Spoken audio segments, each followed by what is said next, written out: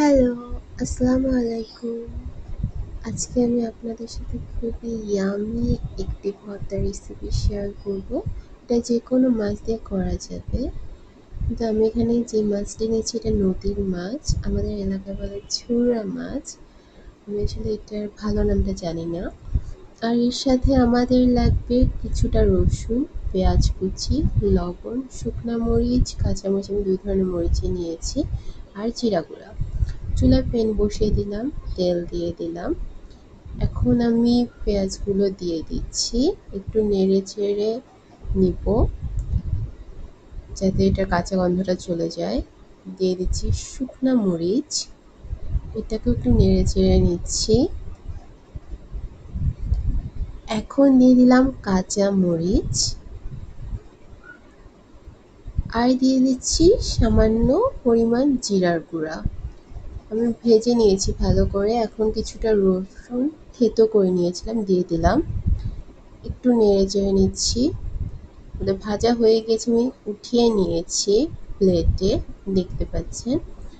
Same তেলেই আমরা এখন মাছগুলোকে ভাজবো। আমি একে একে মাছগুলোকে দিয়ে দিচ্ছি। মাছগুলোকে হলুদ আর লবণ মাখিয়ে রেখেছিলাম।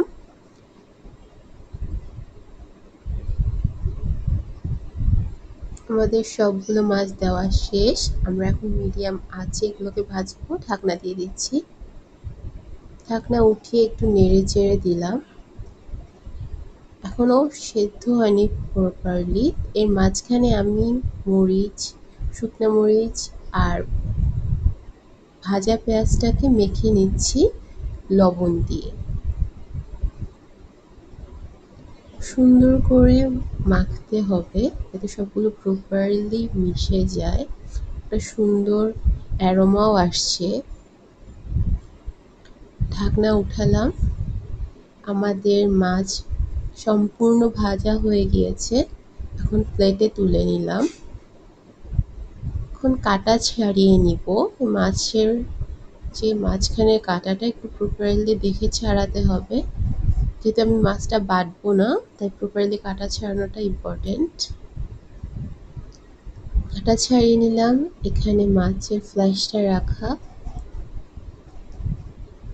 দুইটা মিক্স করে নিব। সুন্দর করে মিক্স করে নিচ্ছি। আমি তো অলরেডি লবণ দিয়ে ফেলেছি, লবণ আর লাগবে না। তারপর আপনার লাস্টের দিকে একটু লবণ চেক করে নিতে পারেন। যদি মনে হয় কম হচ্ছে একটু দিয়ে নেবেন।